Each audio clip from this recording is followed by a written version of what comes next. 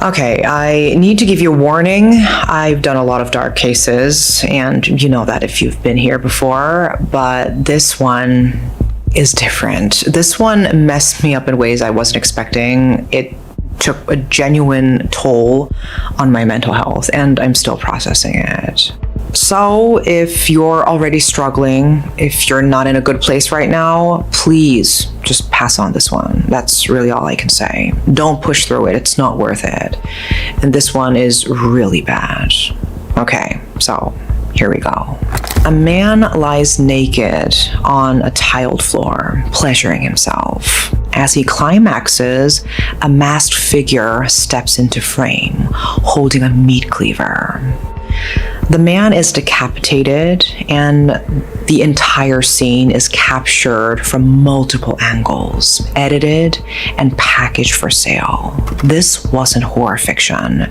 This is the story of Nguyễn Xuân Đạt and Duan Vân Sang, the case known online as the Vietnamese Butcher. On January 25th, 2025, in the town of Hulung in Lang Sơn province, northern Vietnam, a man was killed in an old government building, a crime that wouldn't come to light for months. It was just days before Tet, the Lunar New Year, and staff at the building had recently held a year-end party. The building had housed Market Management Team Number 4, a government unit responsible for monitoring trade and preventing smuggling along Vietnam's border with China. By early 2025, they had relocated to newer facilities, but the old headquarters remained accessible to anyone who still had the keys. According to police statements released in December 2025, Nguyễn Xuân Đạt traveled from his home in Phu Nhan province to Lang Sơn on that day in January. He arrived at the building after receiving a phone call arranging a meeting. He wouldn't leave alive. What happened inside wasn't discovered that day. There were no emergency calls, no reports of screams or disturbances. The building sat in relative isolation, about 100 meters from Met Market. It was a deteriorating 500 square meter compound, 6 offices, a kitchen, a warehouse, and 2 restrooms. Neighbors would later tell reporters they noticed nothing unusual on January 25th. But in the weeks that followed, something changed. Starting in February, several households near the building started to report a strange, foul odor. Swarms of flies appeared. Some residents saw neighborhood dogs dragging some small bone fragments. At the time, no one understood what they were seeing. That knowledge would come later. The case came to official attention not through traditional police work, but through the monitoring of online activity. According to Lieutenant Colonel Vu Tan Tung, director of Lang Sơn Provincial Police, investigators discovered images and videos circulating on social media that appeared to show a murder. The earliest confirmed trace of the video appeared on July 2nd, 2025, in a small Vietnamese Telegram group called Preview, containing just 11 users. But screenshots from a separate 41-member Chinese language group called Private Group show discussions of the video as early as June 24th, suggesting it was already circulating in closed channels. By late July, images and short clips had begun leaking publicly. The material had spread through encrypted channels and onto shock sites. The footage, known as the Vietnamese Butcher, isn't a single recording. It's a collection of clips and photographs, roughly 6.5 minutes of footage total that, viewed in sequence, document everything from the rehearsal to the murder and the aftermath. The content was deliberately produced and edited for commercial distribution. The rehearsal video takes place in the same tiled room, but the lighting is less polished. The victim, Nguyễn Xuân Đạt, kneels on the floor and places his head on a round chopping board. The perpetrator, wearing an anonymous mask and Adidas tracksuit, stands over him holding the cleaver. But instead of striking, the masked man runs the flat of the blade along the victim's neck and shoulders, going through the motions of what's to come. Then the two men embrace. There's also footage of both men calmly discussing how to carry out the process. They appear to have established pre-arranged body signals. The victim raising his chin to expose his neck would serve as the signal to begin. This established something important for investigators: premeditation and a level of cooperation from the victim before the final act. The main video is shot with multiple cameras, at least 4 angles: wide shots, close-ups, high angles. The victim lies naked on the tiled floor, his head resting on the chopping board. A shower curtain had been laid out to catch the blood, though it would prove inadequate for the spray. He masturbates. The footage follows this until the moment of climax. At that exact moment, the masked perpetrator enters the frame and stands over him. The decapitation isn't a single frantic blow. It's a series of methodical, deliberate strokes. The camera work captures everything. The cross-section of the neck's airway and esophagus visible, blood pooling on the floor. After the head is fully severed, the perpetrator drags it away from the body by the hair. But the footage continues. Subsequent clips show systematic dismemberment, the perpetrator using the cleaver and other tools to sever limbs and carve up the torso, all filmed with the same multi-camera setup. The killer moves with calm expertise, like someone who has experience with butchering animals. The final sequence is the most disturbing. The dismembered body parts, including the head and limbs, are arranged in a large pot alongside what appears to be ingredients for a traditional stew: vegetables, broth, Chinese medicinal herbs for seasoning. The presentation resembles a Vietnamese dish called hum thuốc bạc. The head was placed on a serving plate before being added to the boiling pot, hair still intact. The multiple cameras, clean editing, and consistent lighting make it clear just how much consideration went into the production. And all of these videos and photographs were organized into packages for sale.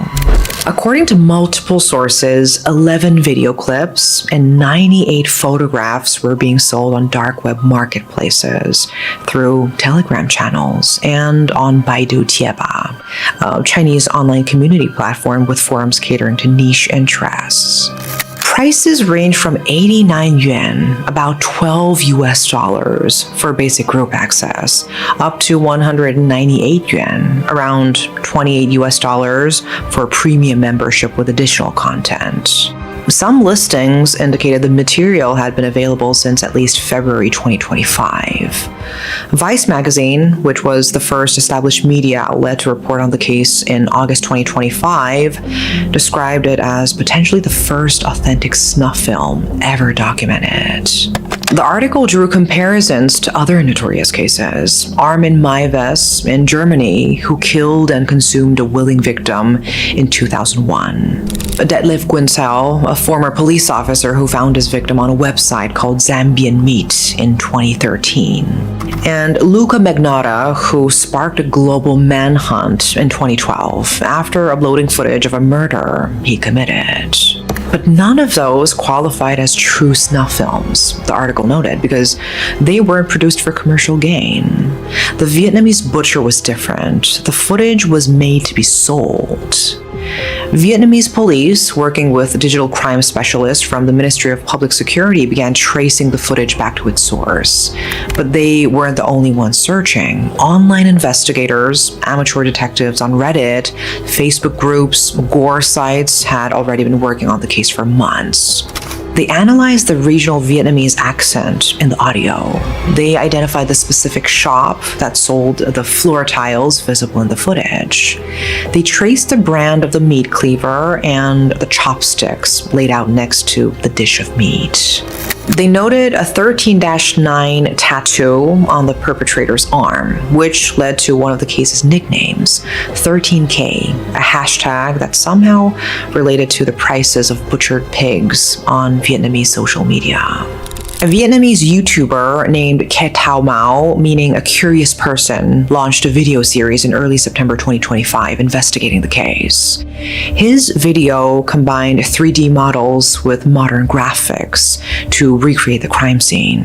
One episode reached nearly 500,000 views. The first video was later made private, and subsequent episodes were put behind a paywall.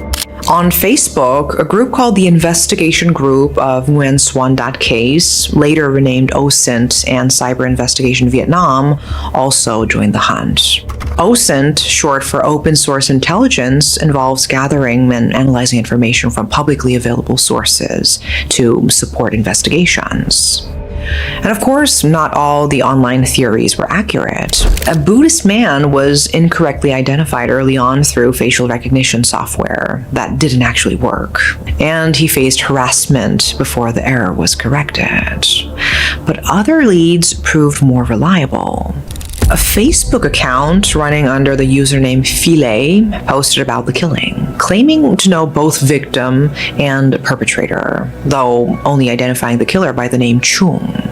Philet ran an online BDSM community with links to asphyxiation and cannibalism forums. The account featured a stream of AI-generated clips depicting hooded figures stroking knives across bound women's necks. The online investigators eventually came up with one name and one alias. The victim, they believed, was Nguyễn Xuân Đạt from Hung Yên province. The perpetrator, they theorized, was someone who had worked at Market Management Team Number 4, someone with access to the building, keys to the doors, and knowledge of when it would be empty. Someone who operated online under the alias Cam Tan Chung. By mid-November, an 88-page document compiling all the information these amateur investigators had uncovered had begun circulating online. It detailed the evidence, laid out the timeline, and pointed squarely at a single suspect. As more details emerged, it grew to 110 pages. The spread of the document reignited public outrage and pressured authorities to act. On November 28, 2025, Lang Son Provincial Police formally opened a murder investigation. The next day, they issued an arrest warrant and detained 57-year-old Duan Von Sang at his home.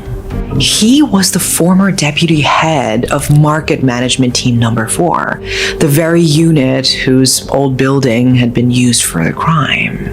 That evening, dozens of officers cordoned off the deteriorating headquarters. Forensic teams moved in. They even deployed a septic tank vacuum truck to search for evidence.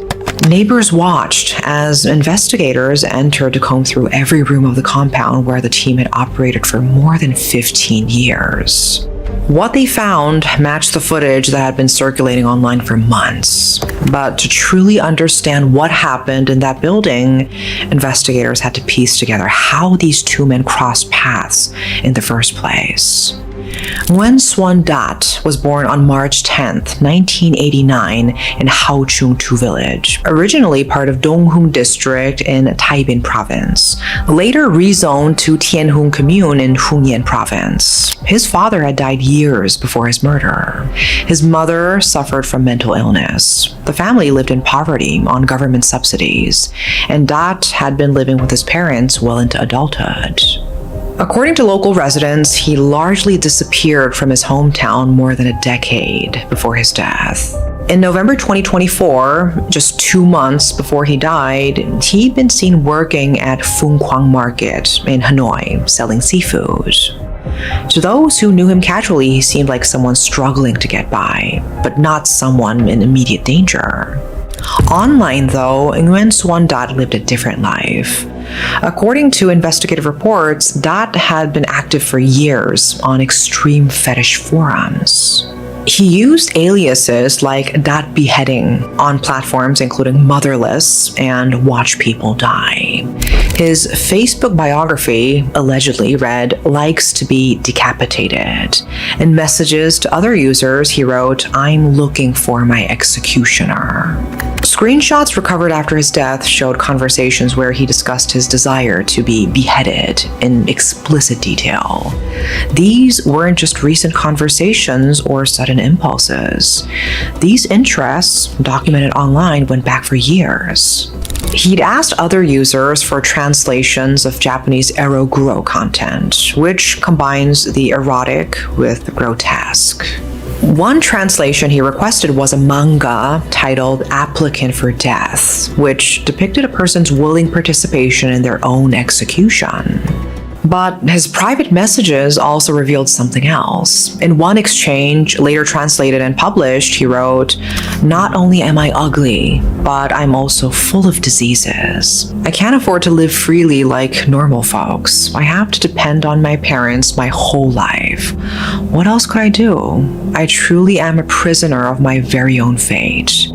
If it wasn't because of God, I would have ended my life already."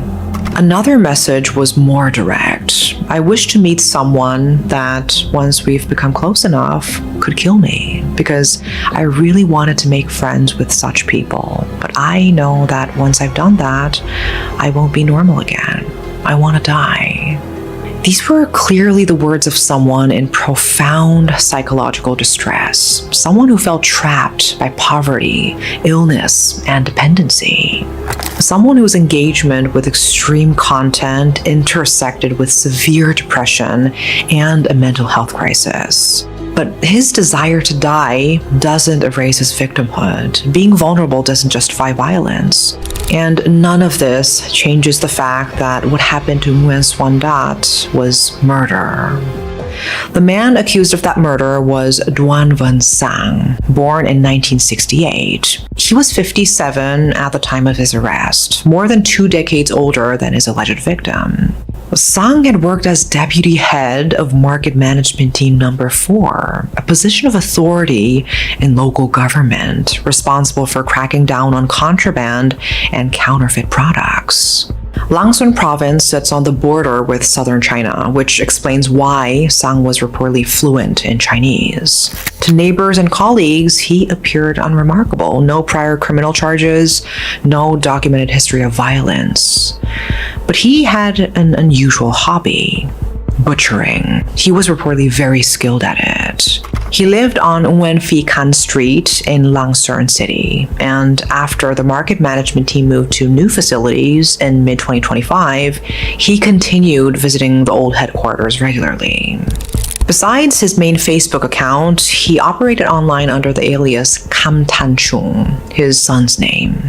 His son was also a civil servant, and online investigators were able to identify information about Sang partly because of a date of birth visible on a civil servant card that Sang himself had posted to social media.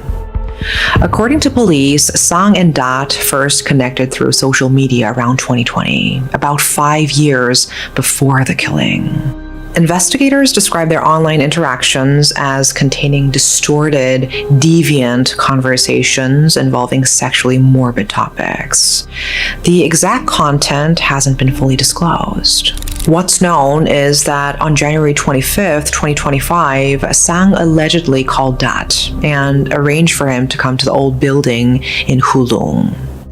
According to police, that's where he killed him.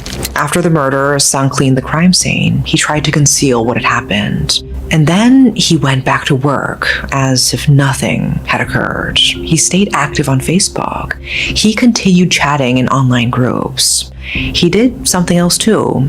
According to reports, someone believed to be the perpetrator took control of Nguyễn Xuân Đạt Facebook account after the killing, preventing anyone else from accessing it. For months, while footage of the killing circulated in dark corners of the internet, Sang maintained his normal life. This wasn't someone overcome with panic or remorse. This was a calculated concealment. When police finally moved on the case in late November, they weren't starting from scratch. Online sleuths had already done a significant amount of work, creating the detailed document that identified regional accents, traced the floor tiles, noted the tattoo, and pointed to Sang as the prime suspect. The authorities later warned that while these groups uncovered important details, downloading and sharing the 88-page document violated information security laws.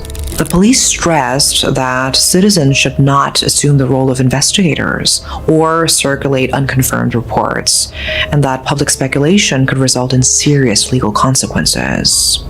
Sang was subsequently dismissed from his position. When the police searched Sang's home on November 28th, they found what they needed. On November 29th, the Investigation Police Department issued formal charges. Duan Van Sang was accused of murder under Clause 1, Article 123 of Vietnamese 2015 Penal Code. On December 3rd, police held an official press conference confirming both identities. On December 9th, Deputy Minister of Public Security Nguyen Van Long commended the investigation. Authorities also issued warnings to the public. Colonel Haman Ha urged residents to immediately delete any graphic content related to the case, and warned that the circulation of such materials was a violation of Vietnamese law. In the months that followed, other disturbing cases surfaced on Baidu Tiebam, footage featuring Asian men being graphically murdered. Whether these were connected or simply emerged in the wake of the Vietnamese butcher's notoriety remains unclear. As of the time of this recording, Duan Van Sang remains in detention without bail, awaiting trial. But his detention doesn't tackle the larger problems brought to light by this case. This case exposes the uncomfortable reality of the kind of content that exists in the digital world and the people who are interested in it. Unregulated online spaces can become gathering places where extreme content normalizes horrific violence, and vulnerable people can connect with those willing to exploit them. And the case also reveals gaps in mental health infrastructure. Nguyen Xuân Đạt messages show someone crying out for help in the only way he knew how, through extreme online communities. He needed psychiatric intervention, support services, or even just someone to recognize the crisis he was going through. Instead, he found forums that treated his death wish as something to be fulfilled rather than an emergency to be addressed. And then there's the commercial aspect. The footage was meticulously planned, edited, and put up for sale. This wasn't just a homicide. It was using murder as an element of content creation, violence as commerce. And what makes it all the more concerning is that while we can identify the killers, we don't know who exactly is searching for and enjoying this kind of content.